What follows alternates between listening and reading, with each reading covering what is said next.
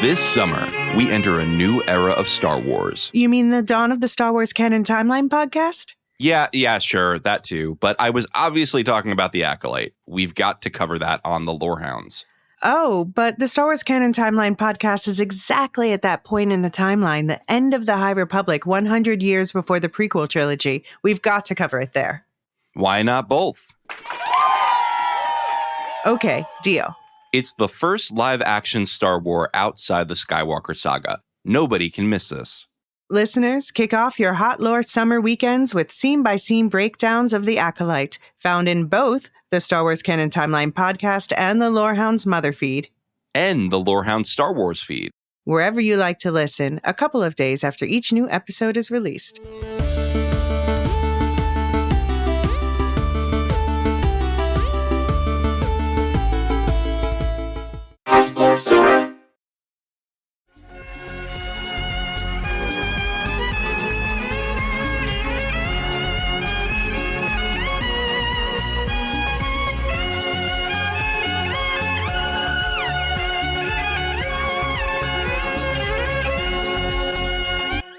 Welcome to the Star Wars Canon Timeline podcast.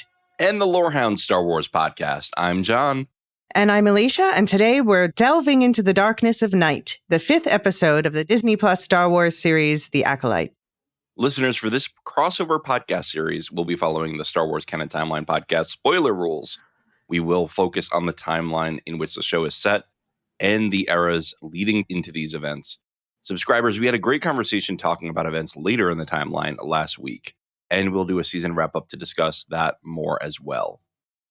We have just a tiny bit of trailer-based speculation left this week, but we'll save that for a special section toward the end. See the show notes for timestamps. Stick around to the end of the episode to hear what the community made of this episode and programming notes for what's coming up next on the Lorehounds Network. You'll find links to all of our affiliates, the Discord server, and more in the show notes. And never fear, we'll talk about the Knights of Ren this episode as well. For the record, this conversation was recorded June 27th, 2024, and spoilers for the current episode start now. So, John, what did you think of this episode? I almost shat my pants when I heard the Kylo Ren motif. Theme song, yeah. Boy, oh boy, I was so happy with this episode. I still think, and I know we had a little teaser of a debate on the Discord last night. I still think that this was a half an episode that when combined with the other episode turned two good episodes into a great episode. And I disagree on that because I think that if we had combined them, well, first of all, Kelnaka's death would have meant nothing. His death would have gotten no respect. And I also think it would have undermined all the reveals and deaths of this week as well. I think we needed that week in between to sit with it and speculate. I don't think so. I think Kelnaka's death already was not going to be that meaningful because we never met the character before, right? The first time we meet him, he's dead. I mean, I guess we had the flashback, but what did he do in that flashback? Well, yeah. I mean, we've seen him hanging out in the jungle and kindly not breaking people's necks who stroll into his territory.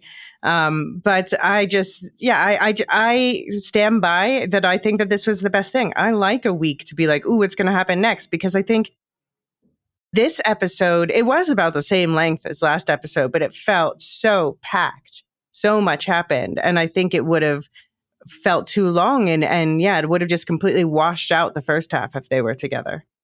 It might be because we're doing House of the Dragon at the same time, and those are generally hour-long episodes in which a lot of the action happens towards the end of the episode. Mm-hmm. And that's working for me really well. And so but I think I get that they're different. I think types House of the shows. Dragon is slower, though. I mean, I think the episodes unfold more slowly in that. Yeah, fair enough. But I didn't think that episode 4 day moved very quickly at all. I thought that was a lot of setup, and then you have that setup and then a whole episode of fights and then reveals. I think that's great. I think that's a perfect episode of television for me. I think I would have been, and can I steal a piece of feedback from later? Sure. There's a piece of feedback we got in the Discord that really spoke to how I felt and did a really good job of summarizing it. And I'm going to try to find it now while I'm talking, but my stalling is taking too long because we had so much good conversation in the Discord. Yeah, I actually didn't copy anything from the Discord except for the one that Athena tagged me on. So feel free to pull in anything else. Okay, so the piece of feedback I'm referring to is from Eon on our Discord. And Eon said, great episode, but it just confirms that it and the previous episode should have been one great episode. There was no reason to split. It would have been one of the episodes of the year for any show. I mean, okay, agree to disagree on this. All right, fair enough. We don't have to belabor it. And I'm not going to go the whole episode being like, see, this should have been one episode. I just wanted to say that up front. Like, I really feel passionately that this should have been one episode. In the era of streaming, you don't have to have same size episodes. You don't have to, but I don't think that was the reason personally, and I'm glad it's not for reasons not having to do with length. Okay. All right.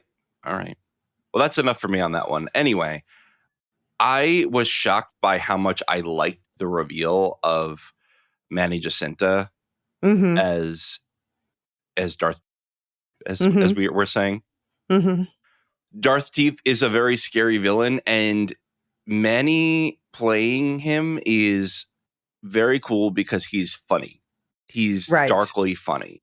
Right. And I think that he has perhaps the best humor of any villain in Star Wars. And I love a funny villain. Mm-hmm. I love one that doesn't take himself so seriously and is just like a pure nihilist. And that's what Manny Jacinta's character seems to be, this unnamed Sith. Or is he a Sith? That's another question. Sith? Question mark. Right. I just thought it was incredible. I thought the choreography was amazing. Mm-hmm. I thought they did a really good job faking us out by bringing around a lot of unnamed Jedi, thinking like, okay, these are the people who are going to kill. And then they were like, oh, actually, Jecki and Yord, bye. Yeah. Yeah, well, I think that's something that this show has done kind of well. And also with the fact that they did the Chimera reveal this episode, the Jedi who have died and stuff that have died so far. Anytime we expect something to happen, then it's going to happen pretty much immediately. And then it becomes like, well, guess what? That's not the real mystery. The real mystery is not that it's Chimera. The real mystery is, why does Chimera care about these girls? What is his real deal? Why is he doing this? Why is he targeting these Jedi?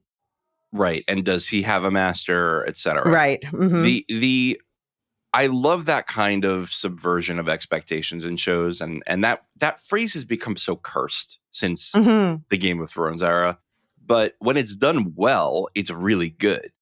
And, something that Severance did really well and why people praise it so much is that they set up all these mysteries, but they would knock them down like dominoes. And then the next episode, there'd be a new mystery. And it layered these mysteries in a way where it felt like, okay, I might have thought I knew where the show was going, but I absolutely did not. And I think that this show is doing a very similar thing. They set you up with a whole Kill Bill scenario thinking that, okay, well, it's going to be about 2 episodes per kill, and then that's going to be the season. Mm-hmm. It's absolutely not that, right? Having May have this doubt of maybe I'll just surrender myself to the Jedi, having Osha be captured by the big bad, or perhaps the little bad, we don't even know. Mm-hmm. I just think that these are such brilliant plot twists. And I'm shocked that Soul is still alive. That's the other thing I wanted to say is as soon as he gave the Ned Stark line of we'll talk later about this important piece of backstory, I thought he was dead in this fight. But he wasn't. And that's super impressive. But regardless, I mean, it's impressive. It shows his prowess because that's the thing that this episode did well is these deaths, of course, we expected the red shirts and they were just wiped out like in the opening of the episode. And so that the deaths that happened after that were shocking and they hit hard and they set real stakes. And so also by having these characters die, then we can also be like, wow, Soul he's of a different caliber, which he should be. That just shows the scaling. He is the master, where Yord is just barely out of Padawan status, and Jecki she will never be a full Jedi. I know. It's so sad. It's so sad. Can I also say, I don't think that Soul is convinced that that's Osha. I think Because Soul we know is very good at getting into the minds of people. No, I think the way I just rewatched it before we recorded, and the way he was looking at her at the end, I think he knows it's May. Yeah, I think so too. And even if he didn't, I think they get back to Coruscant. Like, what's her plan? The minute she takes off, because we saw that she didn't exchange like actual outfits with Osha. She just exchanged she just put on like the overcoat, the silly civilian thing. And so I'm like, what Padawan is going to do laundry and be like, hey, Master Soul, your guest had this like really ominous black garb in the laundry chute. Her hamper was filled with all these very Sith-like outfits, and I don't know about this kid. I think Bazil's going to be the one to out her with the head of, since he has Pip's head, and she's like going to not know what to do with it. I don't know if she took Pip with her or if the body of Pip is still with Osha, but yeah, she's not going. And that's Bazil's been paying attention to Pip since the moment he saw him, so that's going to out her. But then the question is, what does Soul do about it? I think that Soul knows it's May, but because he promised to tell Osha what happened, I think he's going to pretend that it's the same, that it is Osha. He's going to pretend that he thinks it's Osha, and he's going to tell his side of the story while she's listening. And maybe the way he tells his side of the story, she'll realize that he was not as culpable as the other ones, and that he did his best. And so it will challenge her view of the Jedi. Yeah, I think you're right. And I think, we thought he was going to die because he said, I'm going to tell you when we get back to the ship. And the truth of the matter is he didn't get a chance to tell her because even, he wanted to tell her and then May knocks him out at the end of this episode. And so I think that even though he didn't die, it's going to be too late because now we've got Osha is going to hear Chimere's side of the story, which I can't wait to hear. Yeah. And I just finished Era 2 of the High Republic, by the way, last night. And the whole motivation of the mother of Elysia. Sorry to besmirch a variation on your name. But the whole motivation of her was she was passed over in favor of her sister, right? Right. So for anyone who doesn't know, she is the leader of this path of the open hand, basically, that we talked about, which ends up becoming the Nihil, which we'll talk about more this episode because we're going to talk about other marauding pirate types. Cool. Yeah. So my point with that is just, I wonder if that's a similar backstory to Chimere, is that he was passed over in favor of another kid or something like that. Or he knew somebody, maybe his best friend was taken by the Jedi and he was just like, why do maybe he was just drawn to the dark side and he was, why do I have to adhere to your religion? Because that's an interesting conversation that I think Star Wars is starting to have is, are the Jedi a cult? Right. And I think that's an interesting thing that the High Republic era in general is having as this overarching theme because it introduces anti-Force cults. But, or rather not anti-Force, but anti-use of the Force cults. And so the question is are the Jedi an alternative viewpoint cult? Yeah, I mean, that's the thing is everything's from a different perspective. I can see why, for instance, the Witch's Coven in this show looks at the Jedi and says, why do you get to be the ones who say how the Force is used or the thread or whatever you want to call it? Why do you get to be the ones who make the rules if your rules are that my way is wrong? It's a good question. And that's what Darth Teeth asks this episode as well. Right. I mean, I would say that the Jedi don't kill people. Like that's right. Their use of, I think that it's fine to use the light side in whatever way you want. I think the Jedi should be more open to alternate uses of the light side. Right. But the dark side clearly relies on pain, relies on anger, relies on pain. Did I say pain twice? Yeah. I mean, yeah. But also what we are constantly being told from Legends, but also in the modern era of Star Wars, is that the important thing is balance, that yin-yang symbol that we keep seeing.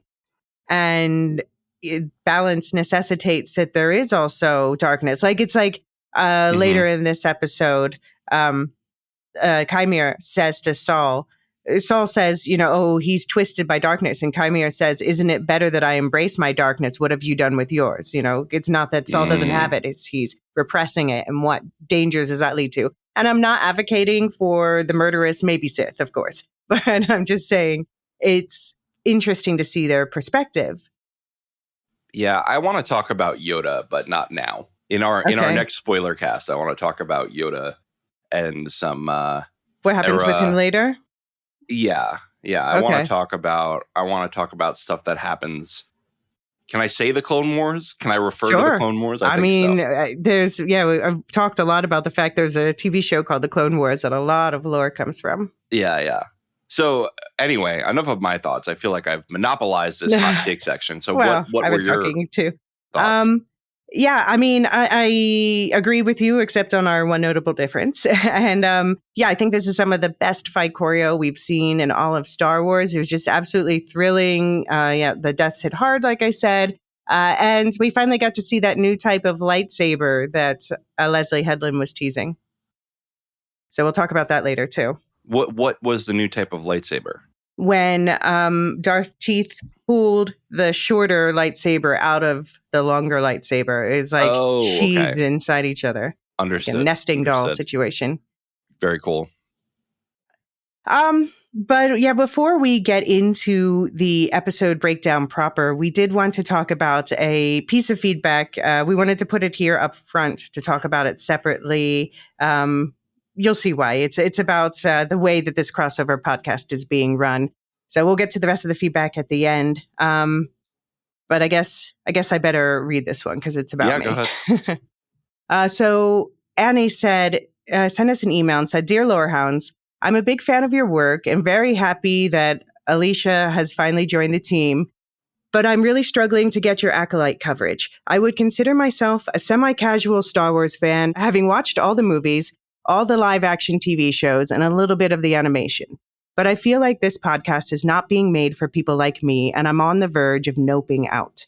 The main reason is this, in my opinion, bizarre spoiler policy, not linking the current series to the mainstream Star Wars content, which really defeats the point of listening to a Lorehounds podcast, and the constant allusions to future stuff is just frustrating to listen to. I understand that this came out of Elysia's timeline podcast policy, but it really begs this question, who is this for? I think the overlapping Venn diagram of people who are deep into the High Republic timeline who have never watched the movies or shows and therefore could be spoiled is practically non-existent. Do you really expect people to begin their Star Wars fandom by skipping the movies/TV and starting with a podcast or novels? I'm just going to jump in real quick and say, no. It's a lot of misunderstanding there. But continuing to the last paragraph. As someone who will never read the books or get that invested in the extended lore, 80% of the stuff you guys talk about goes over my head. Unless you change your spoiler policy or at the very least include a spoil lore section at the end for each podcast, I will assume it is just meant for the super hardcore Star Wars fans who could get spoiled somehow, not people like me. Best, Annie. So yeah, I sent a long email, but yeah, John, I'm going to give you a chance to respond as the as an OG as the person Lorehound. Who's not personally addressed. Right, somebody who's right. Not fully attached to the Canon Timeline podcast. I want to just say it first. If we did not do this crossover, we definitely would not have covered the show just because of how busy we are right now with House of the Dragon and Doctor Who and The Bear, The Boys. We probably would have covered The Boys because I think David was not that interested in covering this series. And to be honest, I struggled at first with complying with the policy because I'm so used to just freely referencing other stuff in the timeline. But I think it's first of all, Elysia, I want to say I admire your project, and I think that it's a very unique way to look at Star Wars, and it's something that's not been done before, to my knowledge, which is awesome. Thank you. Yeah, so I mean, about the spoiler policy in general, we did do an in-depth spoiler rep, but that was obviously just for subscribers. So to summarize for everybody else, just one of the reasons why I'm doing this on the Canon Timeline podcast is not just to, and this is, by the way, the Canon Timeline podcast, and thus also this aspect, this part of it is meant for new fans as well, older fans who want to like see how everything connects, but also brand new fans, which is why I spend a lot of time explaining the lore in the depth that I do.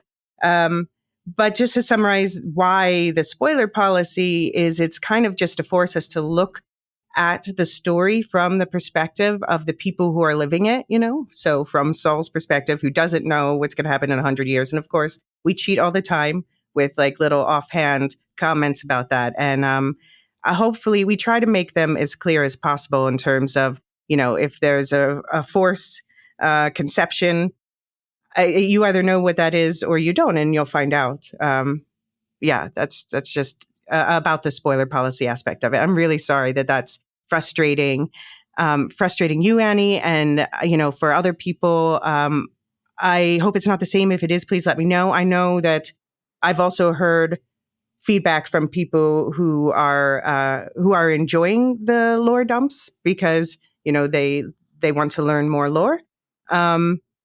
And I'm glad also that I did, for instance, like I did a deep dive on cortosis, the material used in Jedi jails with the first episode, and that ended up being super relevant for this episode. You know, that's the material that was shorting out the lightsabers. We'll talk about that more, but I do the lore dumps for a reason. It's to try to help you understand this episode more. And if anyone else has feedback about whether you think we're achieving the right balance with that, I'd love to hear it.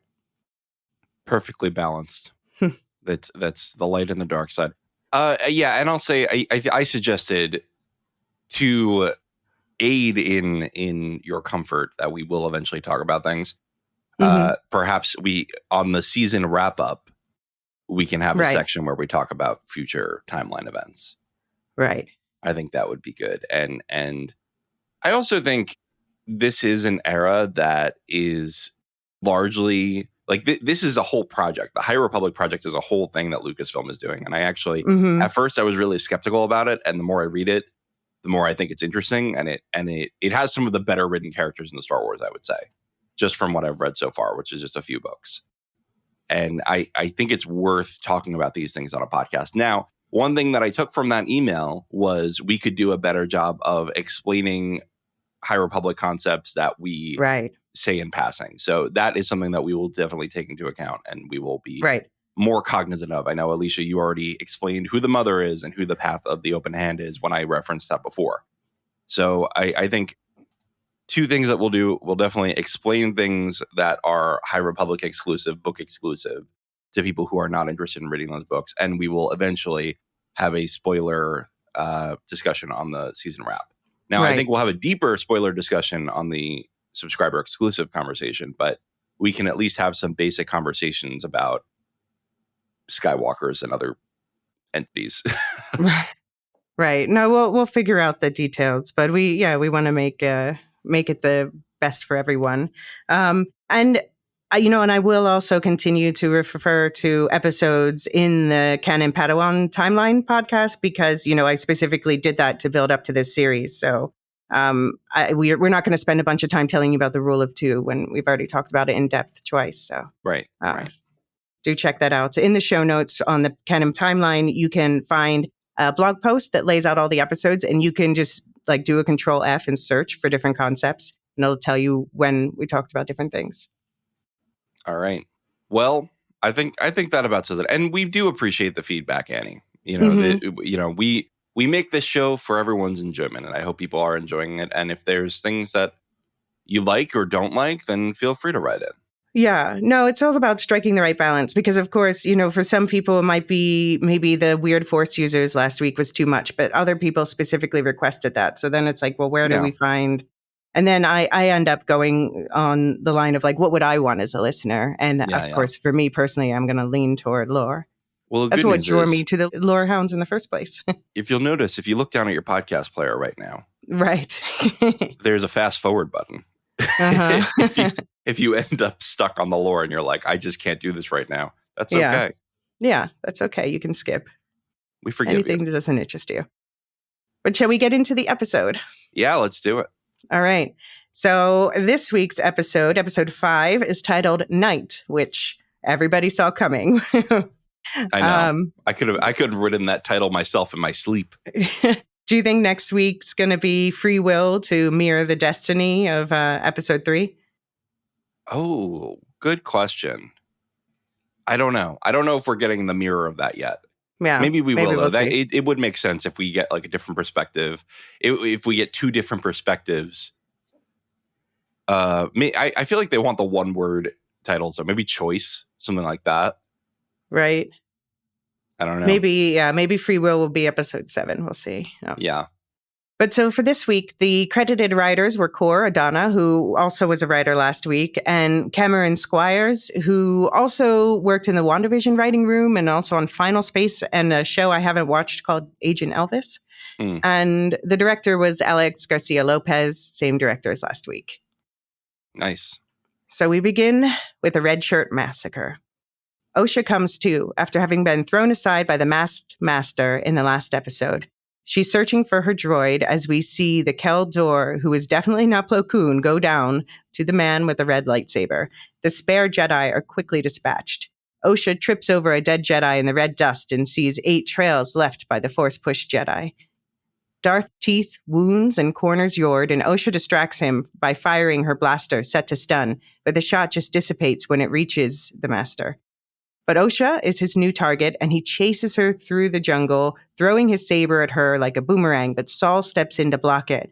Saul orders Yord and Osha back to the ship while he faces the masked man. So yeah, first of all, looking for droid, Pip the droid first is very relatable. Yeah. I saw some people saying Pip's was the saddest death until we realized that Bazil found his head. Yeah, I don't think he's dead. No. But it still was meaningful when she's like, I love you, Pip. I love you. And that was such a smart way to get Chimere. I can't decide what I want to call him. That's the problem. To get Chimere attacked by the bugs. They, of course, set that up. They were like, oh, interesting. It went right for the lightsaber. It must be attracted to light. I was like, boy, that is Chekhov's bug. Yeah, no, I mean, they were definitely setting that up, especially knowing that there was supposed to be an episode with a Predator theme. Mm-hmm. And I also want to say, you said the the Red Shirt Massacre. I want to explain, if people aren't Trekkies or don't know the Trek stuff, red shirts are, and explain, tell me if I'm wrong, because I am not really a Trekkie. I've only watched some of it. Well, the red shirts are generally, if a character is going to die, if an unnamed character or a side character is going to die in a Star Trek episode, they're usually wearing a red shirt. Yeah, I mean, because it's just basically, your shirt colors are about your ranks, and the red shirts are low-ranking people who barely get named, if that. So don't get attached to any red shirts. But yeah, as soon as we had unnamed Jedi, I was like, yeah, all right. But they named the Caldor. It's Ethiopan, I'll have you know. But that's just basically so that people will be like, no, it's not Plo Koon. Stop. There's more of his species. Somebody said on Reddit that he basically, or she, was it a woman? I don't know. This Plo Koon lookalike. Okay. This Plo Koon lookalike basically looked at the camera and said, "I'm not Plo Koon. Let it be. I'm not Plo Koon." Yeah. Yeah, I got stabbed. I love that was the one they showed, getting stabbed right through the gut. Right. And the red dust on the planet. So I was paying a lot of attention to that because they've shown people tripping into it several times. And at first I thought it was on the ground because there's like a black layer over it. And it was reminding me of that planet Crate that we see in The Last Jedi. Which, by the way, Crate exists in this point in the timeline. It's just desolate and uninhabited. Literal salted earth. And so I was thinking, like, this must have iron soil because red equals iron. But then on my rewatch, I noticed at the beginning of the episode, especially, you notice that the red stuff's actually falling from the trees. So I'm like, is this something related to the bugs or maybe the trees themselves? And I don't know if they're showing us this just because it looks pretty or if there's something else going on. Yeah, I don't know. I feel like we're not done with this planet. Especially because we have May and Chimere here. Right. Yeah, I don't know if they're all going to leave or stick around. I don't know. It's so weird that like Chimere is like in her ear, like, hello, and what do I do with you? You know, like give her some personal space, buddy. Yeah, he feels like he knows her because he knows her sister. I don't like him lording over her there.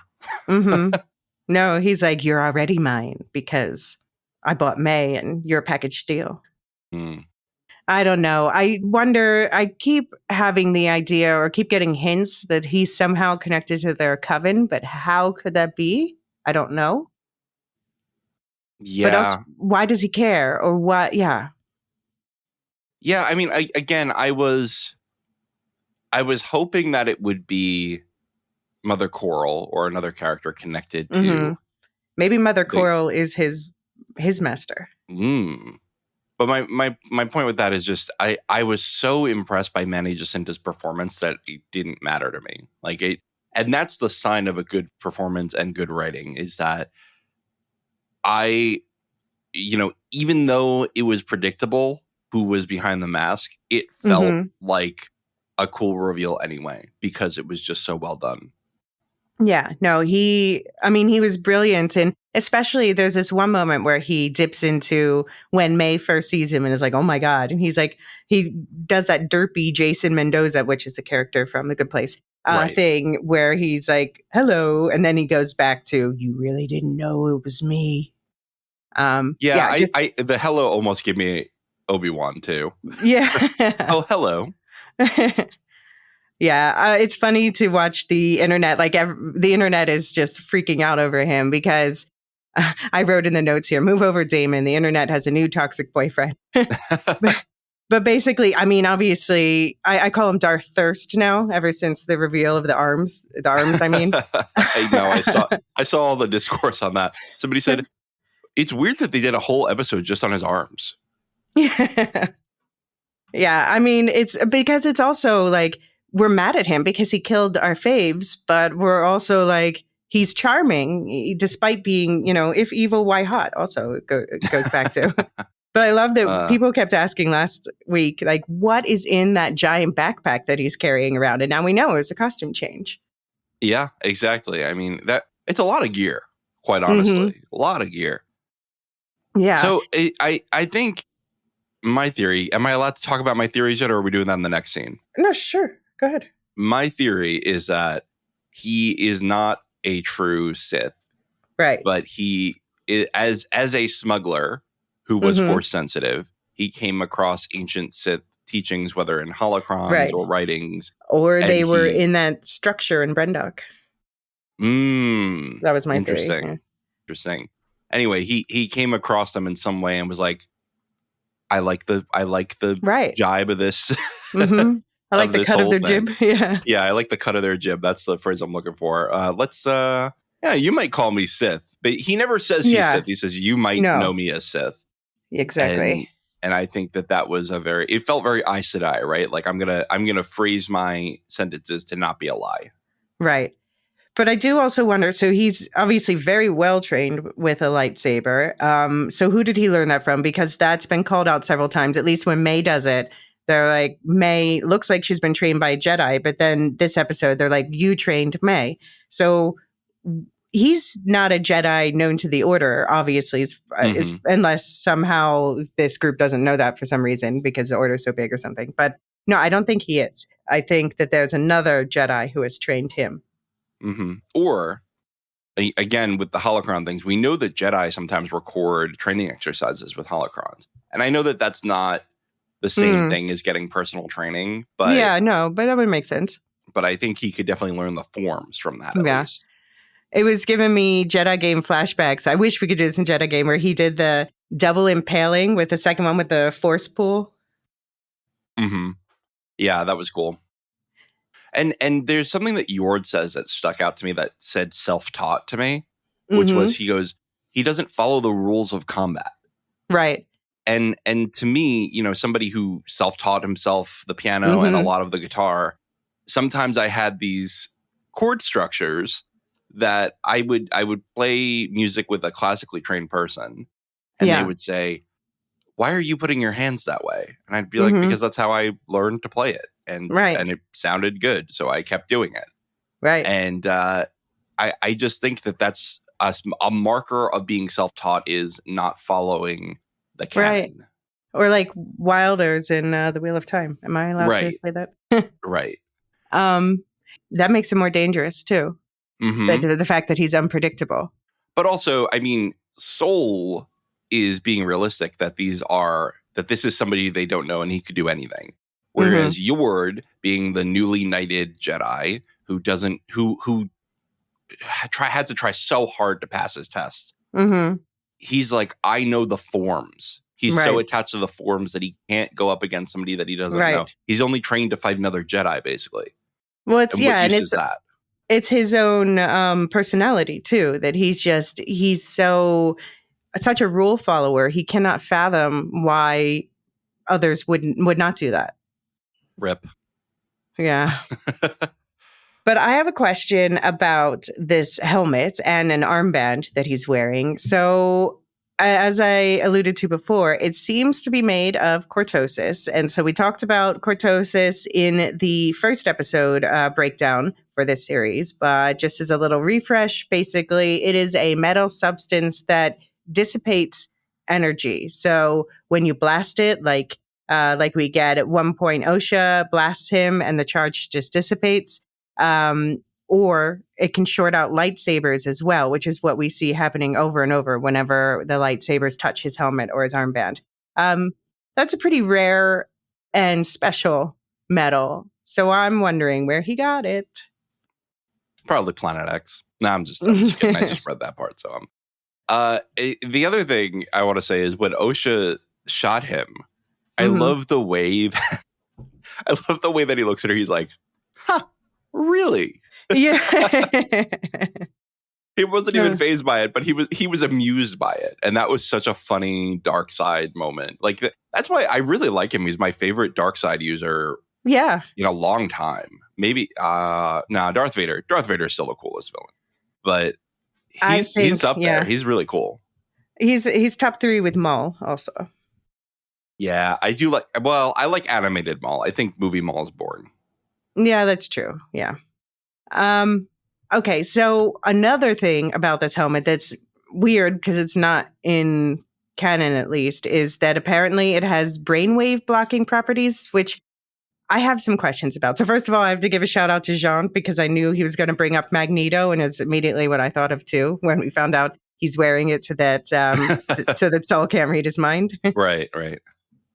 But also, yeah, cortosis has not been before said to do that, but I'm wondering if someone was wondering if it's because you need eye contact to do it, or the other thing is like our brainwaves energy, so it blocks that somehow.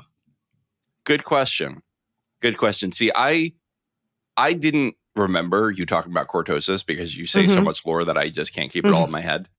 And I also, again, we're covering like 3 shows right now, and I just cannot keep all the lore in my head at all times. And I was like, did he just break their lightsabers? Like, are they gonna to me, I thought at first like they were gonna have to take their kyber crystals and build a new lightsaber. Like, he shorted out the circuits.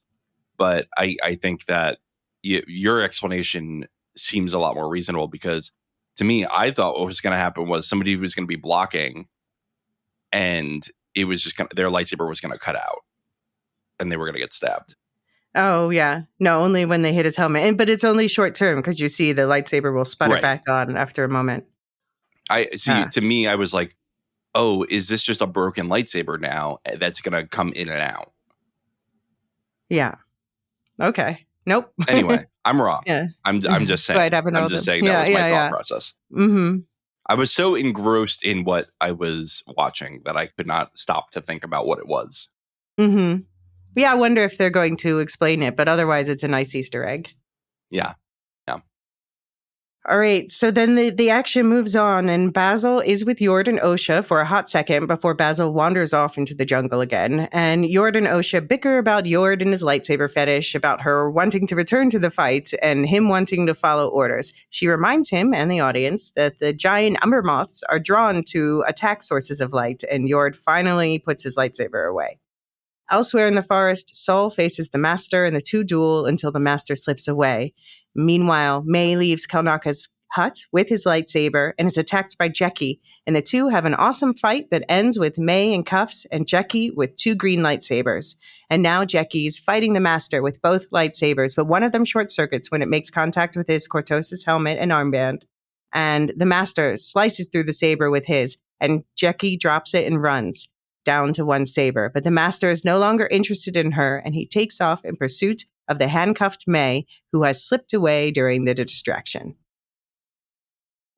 What a shame that they killed Jecki. She was cool, effortlessly, and yeah, it was very sad.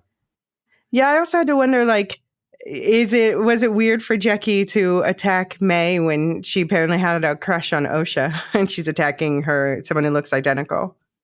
I don't think so. I mean, it was somebody who tried to kill the person that she had a crush on, right? Well, did May try to kill Osha? Maybe she thinks originally. So. I mean, she knows about the fire. Yeah, I still don't know if that's what we think it was, but anyway. And she killed Master Torben. Like, she knows that she's killed multiple No, she Jedi. killed Indara and she killed Torben, and or at least got him to drink poison. She doesn't know that Torben took it willingly out of guilt. I was sad though that Jecki and Osha didn't get a last moment together after their bonding. Yeah, now they never will. Now they never will. So I have to, though, compliment Daphne Keane. I didn't recognize her. I recognized her with the voice, but first of all, makeup department, amazing job. I thought that she looked very unique. And the performance was really subtle and felt natural in the Star Wars universe. And sometimes these people who have played big characters like, being in His Dark Materials, being in Logan, it's hard for them to go to different universes with that. Right. Felt very natural to me. I could see her in anything. Very versatile actor. Yeah. No, yeah, she's great. Yeah, no, I've seen her in 3 major things and she just kills it every time. Because, I mean, I guess I would say they are 3 very different actors. You know, when she's X-23, we saw a bit of that X-23 in her fighting this time, but Jecki's a much more measured character. Jecki. It's one of the last times I could do it. You got to give it to me. Yeah.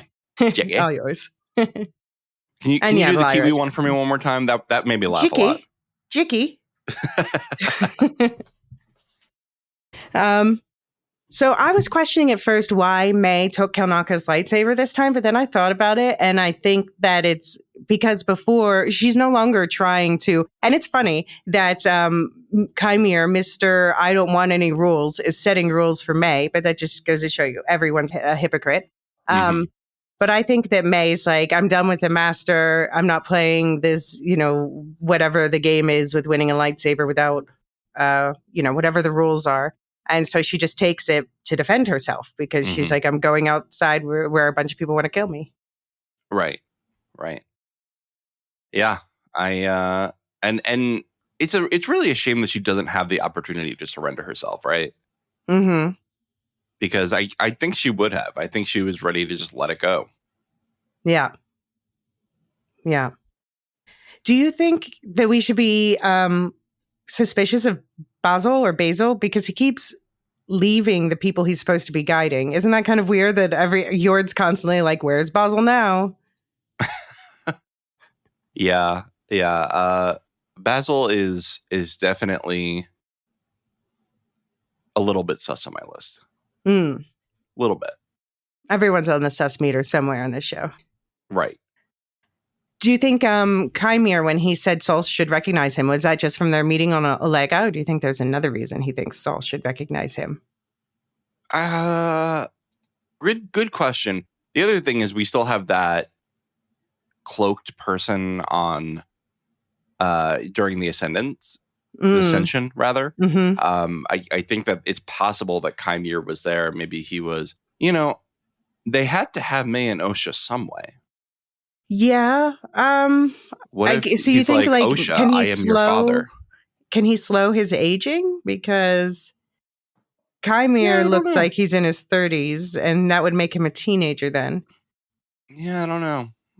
I think we've seen Sith live a pretty long time. Yeah, I mean, there are in non-humans, Force users can live longer. But even humans, I think we've seen some live pretty pretty long. Yeah, Maybe I'm like a lot of them go down in combat. It's hard to think. Yeah. Yeah, it is. It is hard to judge.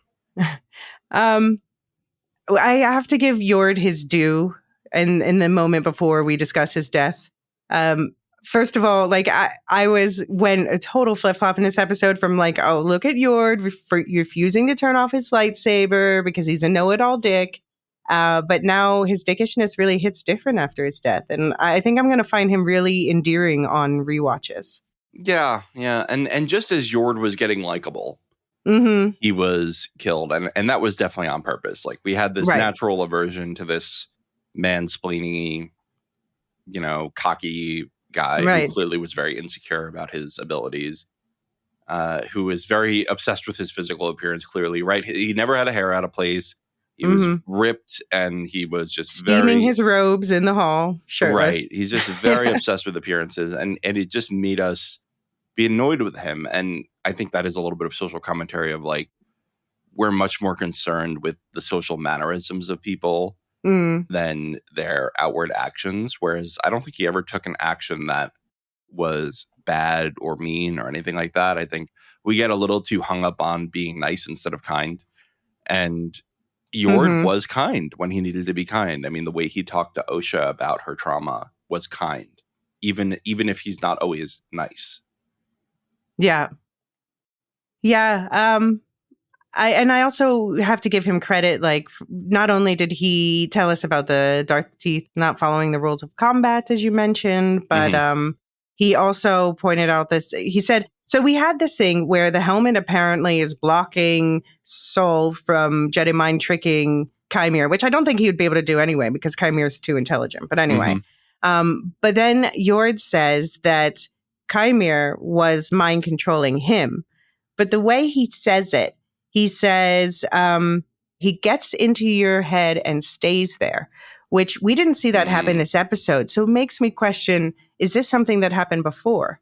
Like when he was guarding the shop on Olega, where they met him in the apothecary shop. That's a good question. I don't know.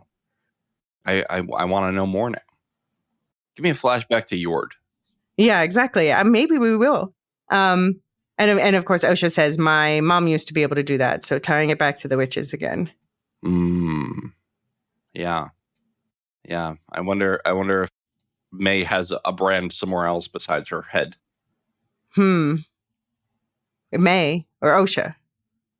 No, I mean May, because she was under Chimere's teaching. Oh. Or does Chimere have a spiral somewhere we're going to see? It's actually on his right butt cheek. Yeah, that's okay. You can show us.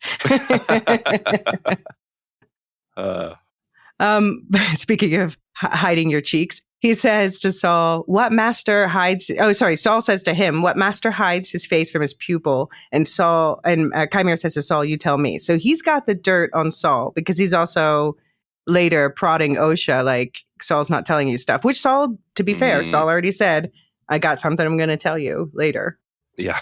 Next time we meet, we'll talk about your mother. Oh my God. That has given me so much anxiety. And I still have it because we don't know what's going to happen next between him and May. Yeah. So Osha rightfully gets called out later for being unable to defend herself. And we saw that when she was a kid too. And she doesn't seem to be, she's got her little stunner blaster and that's like her only weapon, but she still keeps wanting to charge back into the fight. So I guess she's not as fearful as I might have thought, but just based on the way she hides behind her sister in the flashbacks. Yeah. And I do like later when she's like, well, you never could block. Yeah, exactly. Yeah, and then in contrast, Chimere I thought it was really effective, the way when May is running through the woods and he's pursuing her, and then the camera just like does extreme close-ups of the mask, and we just hear his voice saying, coward, you were going to betray me. Just a very like ominous, looming presence, like you can't get away from him. Yep. He is scary. That's what makes him such a good villain, is that he's both scary and funny at various times. and it's kind of it's what we liked about the Heath Ledger Joker, right? Is that he could be really funny and then he could shove a pencil through your eye. Mm-hmm. Yeah, we love a charming villain. I mean, it's also what we love about like Lanfear in the Wheel of Time too. Right. We love when that one we can understand the motivations of, and two is someone who's charming. And friends to enemies. I'm sorry, enemies to lovers rather. Book talk is all about that. Right. And I will defend a certain pairing later in the timeline. Okay. Sequel trilogy, for anyone who's wondering. Oh, yeah. Okay. Yeah, I was like, who are you referring to? Yeah. Yeah. Perhaps some themes that we might think about. So, all right. Yeah. Shall we get into the climax of the episode after a quick break? Mm-hmm. All right. Be right back.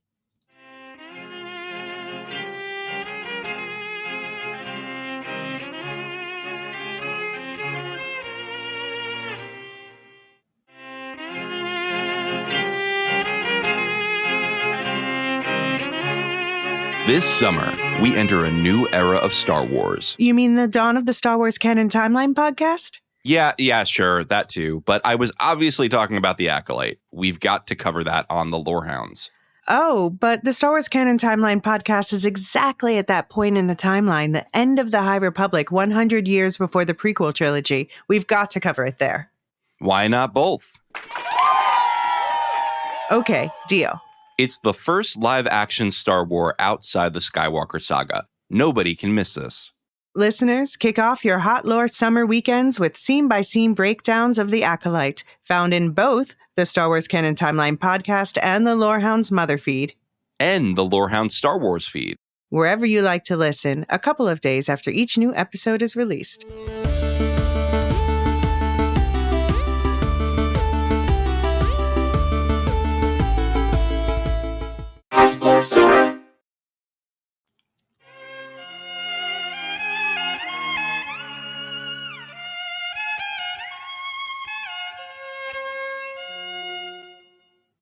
Okay, so the carnage gets unleashed, and this is going to be a slightly longer recap of the action sequence, but then followed by a longer lore dive into Chimere's fighting style and the Knights of Ren. So, all right. The Master catches up with May, angry with her, but instead of killing her, cuts through her handcuffs. It seems though he might strike her then, but Jackie and Sol interrupt, attacking him. May uses the distraction to run again, and Darth Teeth chases after her, fending off the Jedi as he runs. Meanwhile, Osha hears baby girl May again through the Force, which makes her double down on wanting to go back. So, after warning Yord not to do similar, she shines her flashlight at the rustling umber moths in the trees and tells Yord to run, both bait to lead the umber moths back to the Master. Back in the Master fight, Jackie has unmasked the Master, who was indeed Chimere all along. Darth Teeth is dead. Long live Darth Thirst. But her victory is short-lived as he slips a shorter second lightsaber out of his main lightsaber, puncturing Jackie through the torso thrice in quick succession. Now unmasked, Chimere confronts May with the truth, that he is the one she has been calling Master. Sol takes advantage of this distraction to try to attack Chimere, who swerves and threatens May's life to hold Sol off, mocking him for aggressive, un-Jedi-like behavior. Sol drops his lightsaber and asks the stranger what he is. The stranger replies that he has no name, before adding that the Jedi might call him a Sith, and that all he wants is religious freedom and an acolyte. And since they've seen his face, he has to kill them all because the Jedi won't allow him to exist. Yord rushes into attack, but he's shocked to recognize Chimere, who takes advantage of his hesitancy to snap his neck. Osha gets May with a stun blast while Sol is back fighting Chimere. He nearly kills him before Osha stops him. Chimere tells Osha that Sol is hiding things from her. Tells Sol it's better to embrace his inner darkness than pretend it doesn't exist. And Sol steps away and puts his lightsaber away.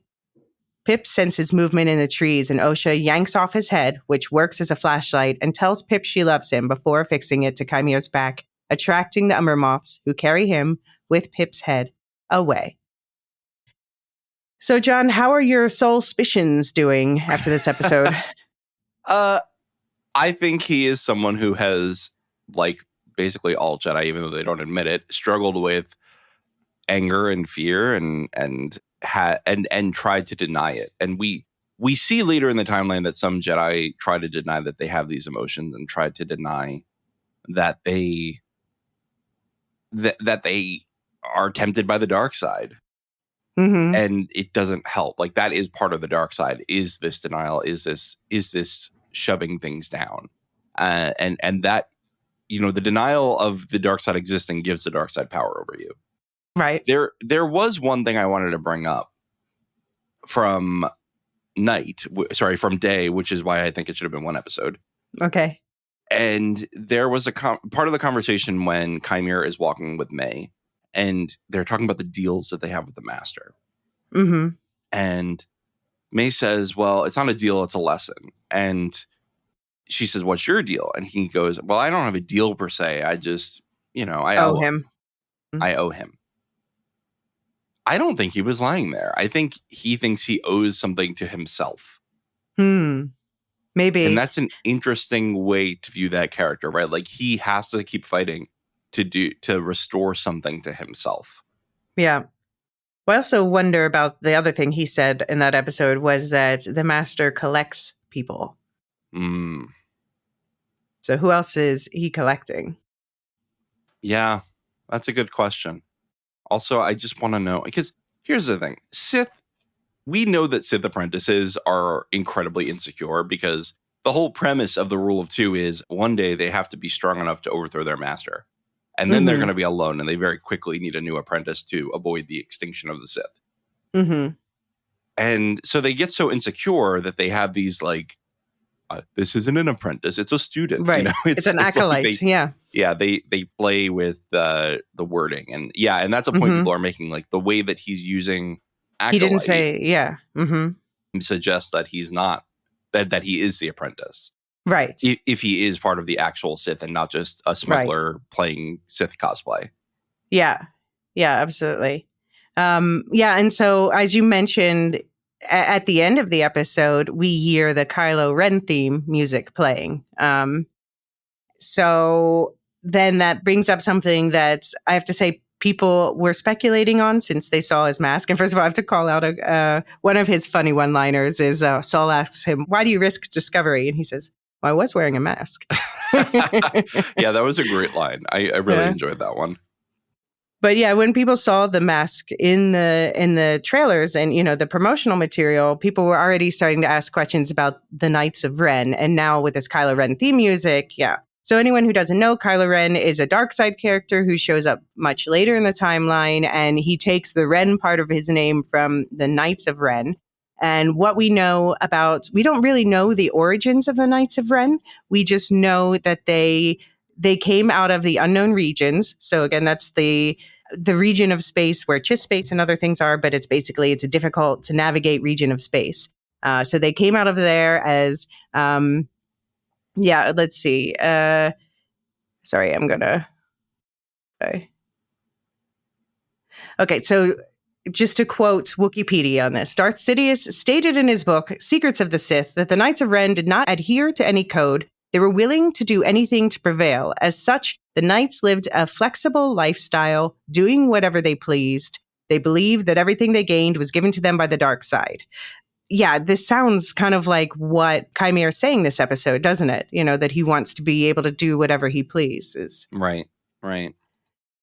Yeah, I think that, first of all, I would love more exposition on the Knights of Ren. I think that is an underexplored piece of lore from later in the timeline. And clearly you could make it so that they have their origin over here. Right. Yeah, no, this could absolutely be the origin story of the Knights of Ren.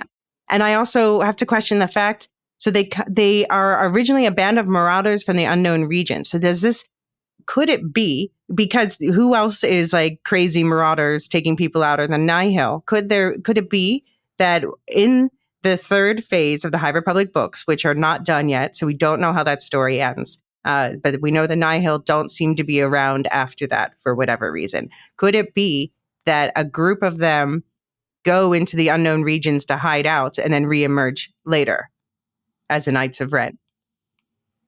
Oh. I don't know. I don't know enough about the Nihil right now. Yeah. That's the Yeah. problem. Is I only just started Light of the So Jedi. yeah, okay, fair enough. So you're gonna very quickly get to know the Nihil, but they are the major antagonist in the. So there's 3 phases of the High Republic books, and in the second 2 chronologically, the Nihil are the major antagonists, and they are basically they are super space pirates, is how I've been describing them. So I'm wondering if there's a tie there. But it definitely sounds like Knights of Ren stuff. The Knights of Ren are also known for these masks. They shielded their features in battle because they thought that this would make them more intimidating, basically, which this mask seems well primed to do. And they were led by a Ren, and the Ren was also their red lightsaber based religious philosophy. So they basically thought that only Force users were allowed to join the Knights of Ren. So this is sort of like the opposite of the path of the open hand in a way. Mm-hmm. And only those who could access the dark side, which they called the shadow. Huh. And interesting thing, we may or may not see playing out if this is a Knights of Ren tie, which they really seem to be implying. So membership to join the Knights of Ren, you had to do a ritual sacrifice. So you had to either kill someone, like a member of your family or someone you loved, something like that. Something to sort of, to give up everything you love, and you are now with this nihilist, anarchist mentality, marauding the universe and taking what you want. So is the point of keeping Osha alive to have May, kill her? Maybe, or maybe now he's thinking the opposite. Oh, all right. Go get my old apprentice, my old acolyte. I'm so sorry. Right. I won't insult you. Yeah, maybe. I'm wondering that. Cool dual lightsaber stuff. So we got first Jackie, who, it was cool. I was glad that she figured that out, because usually you have to be trained. It's actually dual lightsaber wielding, something we see in general throughout the timeline, and the fighting style is called Jarkai.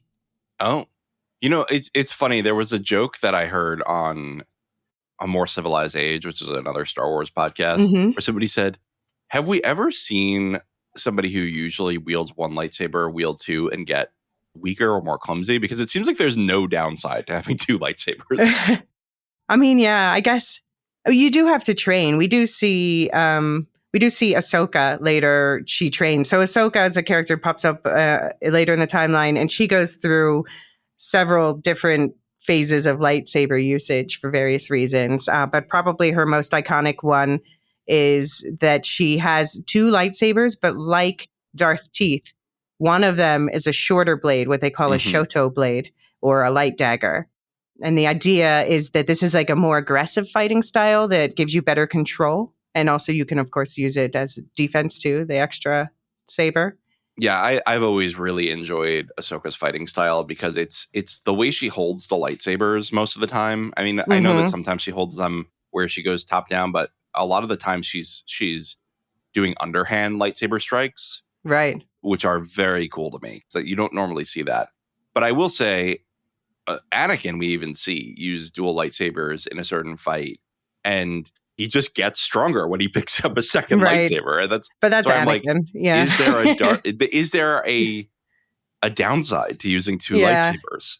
But I don't think everyone should be able to do what Anakin does. Yeah, but Jackie does it. But Jackie's so capable that it didn't like ring untrue. It wasn't like the character we're mad about force pulling a lightsaber in another show. Also, I think Jackie had a fatal misstep in this, which is she should have held up the second lightsaber to his chest and then lit it, instead of lighting it, bringing his attention to it, and then trying to attack him with it. Right. Well, that's basically kind of how he did it with her. Right. That's my point. She was surprised her. She was too out in the open with it. She did not surprise him with it. Her timing was off. Yeah. Well, I think that's also maybe a thing about, the light side, dark side. Is the dark siders are more covert, and sometimes that gains them the advantage just because they have the element of surprise, because they're willing to fight a little dirty. Yeah, and this is a conversation that we've been having on the House of the Dragon feed, which is it, and it's basically a trolley problem, is it more moral to play by the rules and allow more people to die, or is it more moral to kill one person intentionally to save thousands? Right. Exactly. And this is something we see the Jedi Council struggle with later too. Yeah. You know what I struggled is the one time I really got mad at Chimera was when I was mad at him for killing them, but from his perspective. But then he said, "Jecki, was that its name?" How dare you, sir? Yeah. Yeah. And then he makes a good point. Saul says she was a child, and he's like, "Well, you brought her here." Oh, the Jedi are big on child soldiers, and they don't like when you point that out, but they absolutely are big on child soldiers. Yeah, like, how dare you point to the teenager that I brought into battle and say like, that what? I brought a teenager into battle. Yeah. Oh no, they are just not. They're not doing a great job there. Yeah, they're not doing a great job stating their moral case. No, I mean, we don't mean to. It's just because the Jedi are painted as, the all light white hats, whatever, of the Star Wars universe for so long. It's just, I think it's dangerous for us to look at any group, because we also do this in the real world where we're like, oh, well, they're always right. And anytime you look more closely at especially a big and established group, there's going to be questionable aspects of it. And if you're not questioning that, then you're going to let rot fester, and which is exactly what the Sith are trying to do. Right. So I have one more fun lightsaber fact about the Shoto, the shorter sword. Yoda wields a Shoto because he's a widow. Full lightsaber would be too big for him. That's interesting. Does Yaddle do the same thing? I guess so. Yeah, and I'm having trouble picturing. Yeah, I mean, I guess so. Is hers? Yeah. Is hers longer than Yoda's? I don't know. I loved this. There's some Yaddle POV earlier in the High Republic, and first of all, I love that because Yaddle is an underserved character. Mm-hmm. But there's a really funny moment where she's like, she was comforting her youngling apprentice. It wasn't even a Padawan. She was comforting her youngling apprentice, which was odd because she was taller than her. She was like cradling her. It's just like, oh, yeah. So Yaddle, anyone who doesn't know, Yaddle is a female of Yoda's species. I talk about them in depth in the Young Jedi Adventures episode in the Star Wars Canon Timeline podcast feed, if anyone wants more on their species. Darth Zana. Okay. Right? Isn't it? Yeah. I don't. Yeah, but probably. You know more than me about Star Wars, so I just defer to you. But yeah, Bane tried to do it, failed, and then got stuck in the head, like in torture. It sounded like he just had to like be at the back of her mind for the rest of his life, for the rest of her life. Yeah. So I mean, I wonder if there's something like that at play here. Yeah. But yeah, I agree. I will agree with him to the extent I agree with Darth Teeth or Darth Thirst or Chimera, whatever we're calling him, to the extent that like he should be free to practice his religion in the way that I agree with Mother Anasea, they should be free to practice their religion. But when your religion involves murder, where do we draw this line? I feel like we draw it on this side of murder. I mean, we literally have this debate in the United States, right? Because we have religions that include, the question is, if your religion includes animal sacrifice, do we allow that? But people eat meat, so yeah. Right. Well, I think the question is like, if it causes pain, like there are regulations. No, then and I don't think that they really do a lot, but there are regulations for the treatment of animals that are going to be, made into meat. But doing a ritual killing, is that the same thing? Whatnot? There's even preparing meat for kosher or halal consumption, which by the way, I'm not saying that's less ethical. In fact, in a lot of ways, studies have shown that it's more ethical to kill animals the way that they do. I'm not getting into a debate on. Yeah, I'm a vegetarian, so I'm staying out of it.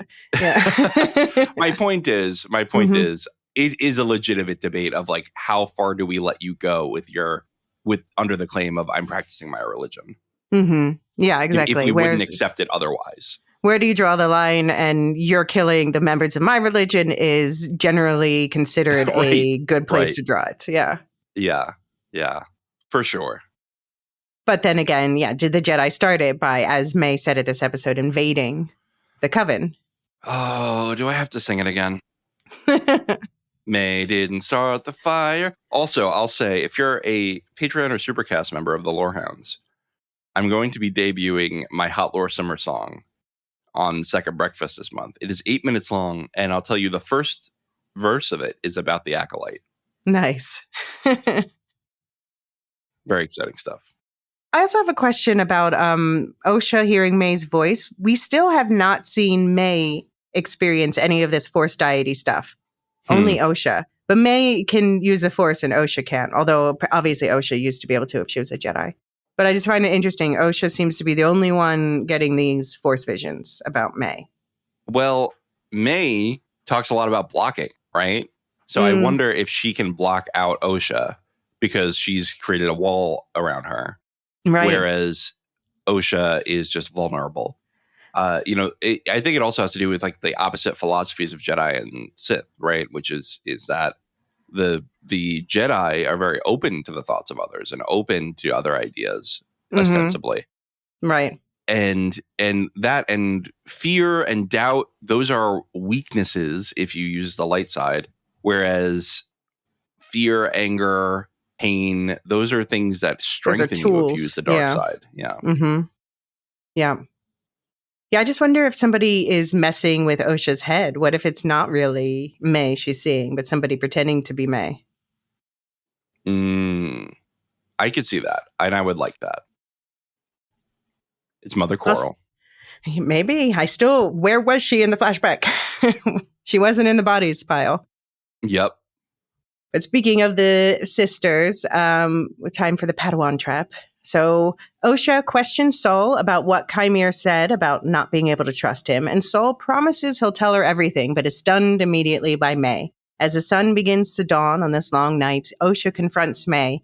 May believes she was avenging her family, but Osha still blames May for the loss of that family. Each thinks that the other has been brainwashed and that the other follows a false master. May begs Osha to choose her over the Jedi, but just as when they were children, Osha does not. She attempts to arrest May, but May is a stronger fighter and knocks her sister out, reminding us Osha has never been good at defense. She uses a yellow lightsaber to cut her hair to match her sister's, and then puts on her clothing, pretending to be Osha as she walks back to Saul, who has just woken up. They retreat hastily to the ship, not even taking the bodies of the fallen. And Darth Thirst, who has freed himself from the Umber Moths, finds the unconscious Osha the wrong tattoo. He force heals her, and then picks her up and takes her with him. And Bazil finally reappears, collecting Pip's head where it had been discarded on the ground, and returning to the ship, sniffing after May. Yeah, I know everyone thinks Osha's the good one, and it's true that May clings to her, but I think Osha was being pretty dickish to May in this section. And in general, actually, I think it's one thing to be like, I want to live my own life. It's another thing. She's kind of awful to May a lot of the time. All right, but at the same time, May just literally killed people she loves. Yeah, but even back when they were children, when May was clinging too hard and Osha should be allowed to live her own life. This is true, but Osha didn't have to be so mean to her about it. Right. Yeah, I see what you're saying there, but if I'm going to defend Osha here, it did seem like this was a long-standing tradition, and ramping up the stress of a child having to commit to a lifelong practice, I think it's perfectly fair for her to have snapped there before the ascension. And now it's different, but at the same time, again, she's killed multiple people you love, and she just stunned the one you looked up to the most. Mm-hmm. I'll see how long that lasts. I just think the anger is justified here. Yeah, I mean, I think the anger is justified, but also, I don't know. I just think people should be prepared that Osha might be about to take a tumble to the dark side. Yeah, I mean, we know she couldn't escape her trauma, and trauma is something that the dark side they just love it there. They just love trauma. I mean, Bane had such an abusive childhood, and that's what fueled him to become so powerful on the dark side is he just had so mumuch pain, which is so sad. Right. But I mean, we talked about Darth Sion in the Knights of the Old Republic episode, and that's just basically a man held together by pain. He only exists because pain keeps him alive. Right, and plenty of other characters have a similar story. Yeah.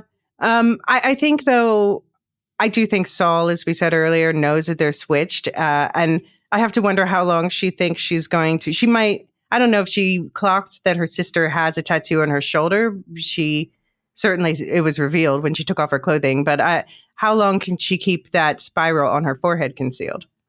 Good question. Good question. I don't think it's concealed at all, quite honestly. I think that he knows. I think he knows, but I think Bazil is going to be the one, like I said, to call it out because he's sniffing at her and he found that pip head. They did go out of their way, though, to say how rare it is for somebody to know Bazil's language.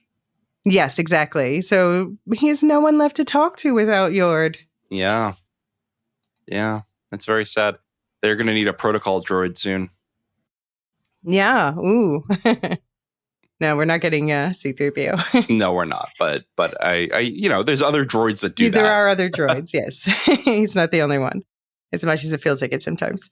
And the last quote that we get is, he says, what extraordinary beings, the Chimera says, what extraordinary beings we are. Even in the revelation of our triumph, you see the depths of our despair.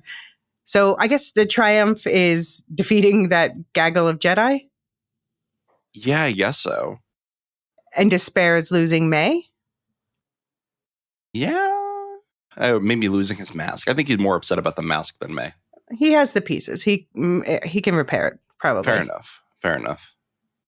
It's unusual to see he heals Osha, and it's unusual to see a non-reformed Darksider force healing. So that's interesting. Yeah, that's a good question. I mean, the question is, does he only use the dark side, or is he not quite all Sith? Yeah. Also, I guess the Sith don't say you can't use the light side, right? Like, they still lift things and throw them. Right. Yeah, I think you can still use the light side. It's just that they don't fear using the dark side. Right. And I guess they tend more toward the dark side because, well, I think it's more the way that they approach the Force, in terms, so the light side, they're more like, you have to channel the Force, and the dark side is you have to harness it and bend it to your will. Yeah, it's very similar to the Wheel of Time, the way that the male side of the one power siding works is you have to try to dominate it, basically. And then the female side of the Force, which, by the way, this is all very problematic, and Robert Jordan should not have written it shouldn't be gendered like that. But there's two sides of that Force too. Right. Power. But you submit to the female side of the one power. Right. In this, open yourself. We have the light side and the dark side. Is one you submit to, the other you. And actually, I don't know if submit is the right word in Star Wars. I don't think that the Jedi necessarily say they submit to the Force, but they channel They it. feel like they're partners with the Force, I think. Right. Yeah, whereas the Sith are bending it. So it's interesting if the Knights of Ren are evolved out of the Nihil, which are evolved out of the Path of the Open Hand, then I mean, of course, there'll be other splinter groups out there with different thoughts. But then you go from having, you cannot touch the Force to only Force users can be. Dark side Force users can be with us. Yeah. What do you think might happen next? Oh, I think we're probably, I think you're right. You suggested this earlier. I think we're going to have two sides of this story being told from different perspectives. I think that's the next thing that's going to happen. After that, no idea. And that's an exciting place to be. We know a little bit about what might happen next, but we don't know nearly enough to predict the full next episode. Well, I think, we know we need certain other perspectives. Like, we know we're going to get Chimera's perspective at some point. We know we're going to get the Jedi perspective of what happened on Brendok at some point, but we don't know what those perspectives are going to contain, really. What's funny is Kaleidoscope was like a show that was supposed to be all these different perspectives on the same heist, and that was going to be so cool. And I'm like, this is doing that so much better, and that's not even part of the pitch of the show. Yeah, that's true. You could watch these a lot, not all these episodes in different order, but you could watch like the flashback. Right. That would be interesting. You get reveals in different You know, orders. I was on Wikipedia last night because I was trying to just see the timeline of canon media, and it's interesting that they did actually put it in episode 3 is placed in the timeline before the rest of the episodes. Right, 16 years earlier. Yeah, pretty interesting. Yep. Okay, so I'm going to dive into a little trailer-based speculation, just very short. I'll put the timestamps in the notes if anyone wants to see that, or just push forward a couple times. But here we go. So there was a TV spot that showed someone, either Osha or May. I'm thinking it was Osha picking up a lightsaber on what looks like the beach where we first saw May talk to Darth Teeth in the first episode. Mm-hmm. I think probably he'll end up threatening her and being like, I'll just kill you if you don't train a little bit. And so she's like, all right, I guess I'll play along for a minute. I think he might use honey instead and just be like, listen, I'll tell you the truth that Saul won't tell you, and manipulate her that way. Yeah. Although at least Saul did say, I will tell you when we get back to the ship. So she knows that he wasn't going to hide it forever. Yeah. But then again, he had how many years of opportunities to tell her? Mm-hmm. And never did. And that's damning in itself. Right. Yep. And we still need Vernestra to show up with her light whip. So I guess I thought it might be in this episode because it looks like she was in a forest, but I guess it's a different forest, or we come back here or something like that. Yeah. It might still be in the past on Brendock, actually, that forest. Well, I don't know, because she seemed to not. I don't think she knows what happened on Brendock. I think she knows something was hush-hush about it, but she doesn't know what. Yeah, I wonder if that's going to be like a finale thing. At first, I thought maybe the next episode, because of the mirror image thing, would be another flashback to Brendock. But now I'm thinking next episode, they have to give us Chimere's perspective and then the flashback to Brendock again. Yeah, I would be dissatisfied if we jumped away from the timeline again. I don't know that I would be dissatisfied, but it feels like... I mean, right away. Yeah. It feels like they need to at least show us where Osha's going, or, and play out the whole May pretending to be Osha thing. Yeah. Well, should we see what community members thought about this episode? Absolutely. So if you have thoughts that you want to send in, then please do email us. We have 2 different podcasts here, so 2 different emails. There's swtimelinepodcast@gmail.com and Star Wars @thelorehounds.com. And the first one, it's a little baby feedback because I was tagged by Athena Ajalea on the Discord, and she said, I would love some context on Jedi funerary practices at this point if we know it. And this is in response to, what did you think about Saul leaving behind the bodies of Jecki and Yord? And again, I think that Saul knows who he's with, and so is going to play a role until I think he's very focused on how he survives the next few minutes. Yeah. The other thing is, I kind of feel like that's not a master's job. Like, I think he's going to be like, all right, I'm going to call the cleanup crew. Right. And the Padawans will come and carry the bodies, which is pretty dark. But yeah, I don't know if... also, Jedi Master Soul just went through a really hard fight and got knocked out. I think he probably needs a break before he does some lifting. Maybe he's just going back to the ship to recover, not even to run away yet. He did look dazed. And it's true, we might see them start to have like a funeral for them in the episodes to come. Yeah, I mean, we brush off stun blasts in Star Wars, but whenever you see a character talk about it afterwards in a book or a POV of a TV show or something, they're always like, man, I still feel out of it from getting stunned. Yeah. It is like, it knocks you out. Like, imagine just being knocked out and then waking up. You wouldn't be your right self right away. Yeah. Yeah. No, that's a very good point. But since Athena asked about funerals, I mean, we do see some funerals in the prequel trilogy, in the original trilogy, and we've seen 2 things happen. In general, the Jedi, at least, so all that other stuff is 100 or so years later in the timeline, so could be different now, but from what we've seen from later in the timeline, they have funeral pyres for fallen Jedi. And We've also seen bodies that just disappear into the Force, but that seems to be related to a skill the Jedi haven't yet relearned, which is the Force Ghosts. So that's probably why. Yeah, one reason why Jecki and Yord and the others didn't dissipate, but also, Yord wasn't strong enough in the Force for that, and Jecki was too young. Right. Yeah, and I think it's explicitly said in one of the books, like, oh, it's just a myth that people can manifest through the cosmic force. Right. Well, every myth is based in fact in Star Wars. All right. That's have you been watching Supernatural? I feel like that's like the main premise of that show. Oh, I mean, I watched it while I was on. I watched the whole thing. Yeah. Oh, I didn't finish it. I watched, I think, through season like 7 or 8, something like that. Okay. Which seems insane to say that that's not the whole show, but I mean, it was a show that had, there were stronger seasons and there were weaker seasons. I stuck it through until the end, and I'm glad I did. It had a satisfying ending. Yeah, seasons 1 through 5 were like perfect, and then it went a little bit downhill after that. But for a while, I mean, yeah, it's some episodes. Yeah, some seasons are better than others. I did read how it ended because I was like, I just don't have time to go back through the whole thing. Okay. And it seemed like it did end on a satisfying note. I think if you even just watched like the last, I don't know, 2 episodes, maybe was where they set it off and pay it off. Set it up and paid off. But anyway, yeah. Did they carry on their wayward son? I mean, that song was definitely employed in different varieties, very different variations covers. All right. Do you want to read Rocky Zim's? Sure. Rocky Zim wrote in and said, hello. Hello, Rocky Zim.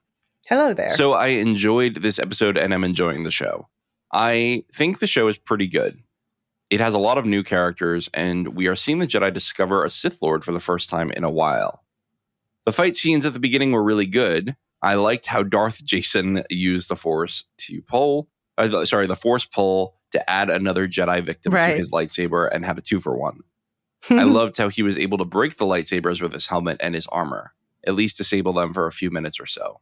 He was pretty powerful. Part of me is thinking that even though Chimere is the masked man, there is another Sith behind the scenes, and that could be Coral. I pausing there, agreed. I think we pretty much hashed that out already. Yeah. I was sad to see Jecki and Yord die. Jecki. I almost a Game of Thrones vibe with the killing of some main characters in early episodes. When Jecki had 2 lightsabers, I was so pumped, and it was a great fight. Agreed. It was interesting to see May disguise herself as Osha to follow Sol. It is hard to believe that Sol would not know of the switch. I'm hoping he is playing along, and it will lead to May changing her view of how things are. Also, I am excited to see what Chimere does with Osha. He has to know it is not May because of the shorter hair and her presence in the Force. I'm enjoying the show. Some people are unsure of where this is going. I think one main theme is looking at the Jedi's faults and conflicts regarding their laws and belief. Taking children, attacking a defenseless person, the whole attachment thing, Sol and Osha, a father-daughter vibe, and so on. And restrictions on using the Force. Chimere says that he wants to be free to use the Force the way he wants and doesn't want to be restricted. Now, there are good and bad ways to use the Force, but the Jedi have certain rules that can be restrictive in desperate times. Also, we need to figure out what happened to May and Osha's family of witches and how Sol was involved. Plenty of things to uncover, and I'm sure there are things that I missed and upcoming. Keep up the good work, Dave. Rocky Zim. This is the first time I've known Rocky Zim's name. Yeah. This is very exciting. Well, thanks, Dave. We reached a new relationship. We leveled up. The Force bond has grown. I strongly agree with pretty much everything in that email. So the last one, I'll let you read it, but just to set it up. So Marilyn asked previously about Yoruba practices of witchcraft and how that might have any similarities to what we've seen in the Acolyte with the coven we saw there. And so I responded, I asked a Nigerian friend, and she was like, not really seeing anything, but she went and asked another friend of hers who knows more about this specific subject. And so this is what her friend said. As seen in the clip, powers were being passed from a high-ranking witch to young ones. Transfer of power also exists in Yoruba witchcraft. I actually believe witchcraft is the same, irrespective of continent and race. It's just the names of the deities and gods that differ. However, there are some similarities. Then I went on to ask her about, you, Elysia. No, so then my friend, her royal bubbliness, or Precious, when asked her friend, she sent her friend a clip, basically, and said, like, what do you think? What similarities do you see in this clip of the witches and Yoruba practices? Okay, so the answer was costume and music differ because of difference in culture. The similarities are in what gods and deities represent. For instance, when we say Osun is the goddess of fertility in Yoruba land, there are goddesses of fertility in other countries / cultures. Okay. Interesting. So there are some parallels, but it's similar to the parallels we see between witchcraft practices throughout the real world. Right. Yeah, I guess the biggest thing is the handing down, between generations, but that can't be unusual either. The power of many. Do you know, I saw, my wife sent me a TikTok where somebody was like, this is the most cringe scene with the power of many thing. And I was like, I totally disagree. I liked it a lot. Yeah. I don't know. I don't know why people are hating on that. No, I don't know. I mean, there's something recently where people act like they're allergic whenever anything remotely musical gets involved. Yeah. Well, you know me and Doctor Who. There are certain things I like and certain things I don't like. You and Simon didn't like the twist. Oh, I like the twist. Oh, you like the twist? Okay. I did like the twist. I did not like the Goblin songs. Oh, I liked the Goblin song. I was just like, stop that. I think I was extra sensitive because it was the first episode where Disney was involved, and I was like, oh no. Well, that was how I felt about Space Babies, the first real. So, but anyway, sorry, that's Doctor Who stuff.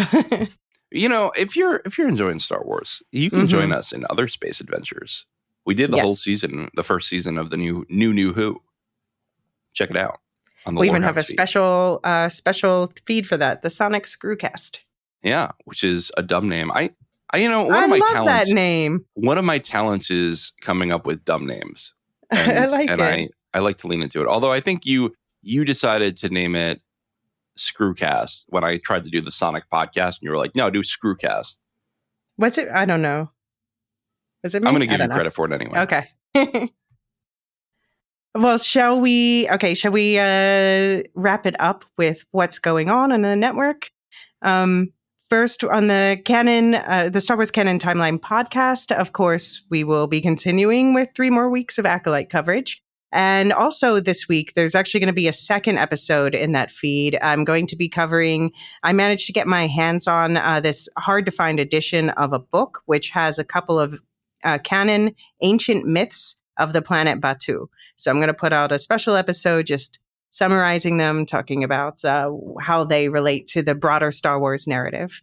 Nice. And of course, last week, as we mentioned, we had that mid-season subscriber chat, which is on both the Lorehounds feeds, subscriber feeds, and the Canon Padawan Supercast, where you can get everything, as always, early and ad-free. And on We'll Shift Dust, I released recently an interview with Glenn Matsara, who he was a co-showrunner of Beacon 23, but also showrunner of big shows like The Walking Dead and Damien. So we talked about showrunning in general, in addition to the show. And this week, there'll be a book club episode coming out for We'll Shift Dust on the second part of the book Shift, called conveniently Second Shift. And we're busy in the Lorehounds feed too. We're just tomorrow as we're recording this, or no, today as we're recording this. I guess it just came out. The MC Universe Fox Marvel Funeral episode just came out. That's such a funny name, and boy, it had its ups and downs, didn't it? I haven't listened yet. I was waiting for it to come out on public. Also, I've just been busy, and I'm still supposed to watch The Bear before I record tonight. So, at least one episode. So we'll see what happens with that. But yeah, I'm really looking forward to hearing all your thoughts on that, and I want to hear Jean's thoughts on X-Men 97 too. Yeah, and he also gives some X-Men comic recs, and we talk about Marvel news and stuff. So nice. Just getting you ready for Deadpool and Wolverine next month. And of course, you and I did the Doctor Who finale recently. Yeah, that was a lot of fun. I am a big fan of this season of Doctor Who. I think they did a great job, and they wrapped it up pretty well, as Doctor Who usually does. Yeah. But also, it's got me excited for next season because there are definitely some questions I need answered. Right. Don't forget, we're doing House of the Dragon. Yes, I was going to ask you what else is going on in the Lorehounds network. House of the Dragon, season 2, episode 2, Rhaenyra the Cruel, is out now. It's like a 2.5 hour breakdown. It's nice and meaty. We also did a quick reaction right after the episode for patrons, which was a lot of fun. I think we're going to try to do that every week. I don't know if we always can. I know David's doing some traveling, but we're going to try to do that every week. We also are doing Second Breakfast this week with a hotel breakfast. Like I said, there's going to be a song that begins with the Acolyte. So very exciting. Next week we'll be doing 11Z's with The Fifth Element, which I have on my queue. It's on Hulu, so you can watch it there. Oh, cool. Well, yeah. I don't have Hulu, but it's on Hulu in the US. Yeah. And I just did a Shireside Chats episode too for subscribers. Oh yeah, I just listened to that. That was good. Oh, thank you. It was a lot of fun. It was an easy one to prep because I was able to copy paste some stuff from the Second Age. And then Rings and Rituals finished up the coverage of season 1 of the Rings of Power this week. So they did chapter 8, Alloyed. Next week or 2 weeks from now, I will be on the feed over there talking about the music of Rings of Power with Marilyn. So definitely stay tuned for that. Cool. The Radioactive Ramblings is doing The Boys. Season 4, episode 4 is coming out this week, and very exciting stuff. The Boys season 4 is going really strong. Yeah. It took me, I thought episode 2 was a slow one, and I guess I understand why they dropped 3 in that regard, although Amazon just seems to like to do that. 3 was too much. But now I'm totally in. My favorite character in the show overall right now is Sister Sage, who's a new one. Oh, I should call her Sage. She doesn't. It was Vaughn who added the sister part. Right. And Properly Howard. I just want to mention them quick. They finished up their season with Barry Gordy's The Last Dragon. Yeah, what happened to Rocky? I don't know. There was a message that Anthony posted that made me laugh in the Properly Howard channel on the Discord last night. Let me pull it up. It says, The Last Dragon is indeed the last pot of the season. Is it a crime and a fraud committed against our listeners to have dropped Rocky from the season? You be the judge. Well, the season was about crimes and fraud. Exactly. Felonies and fugazis. Yeah. Well, that's all we got on the Lorehounds Network, but thanks everyone for tuning in. Yeah, as if that's not enough. Oh, and the bear just came out, so there's going to be a reaction. Well, that's going to be a Patreon and Supercast exclusive reaction. Okay, reaction, like and then minutes. A one-shot later. Yeah. We'll do a one-shot on the full season later, but I think Dave and I are going to do like a quick reaction pod on episode 1 just to have it out.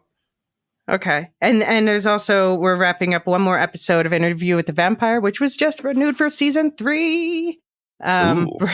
So if anyone has any feedback about the season or Interview with the Vampire in general, please send it to lorehounds@thelorehounds.com.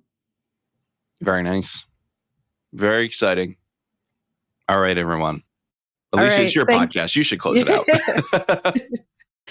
All right. Well, thank you all so much for listening. And I thank you again, Annie, for your feedback. And we definitely want to hear from more people with that kind of feedback to let us know where you think we're on the lore scale, but also just, what do you think of the show? What do you want to know more about? Let us know. We look forward to talking to you more again about the Acolyte next week. Bye. Bye.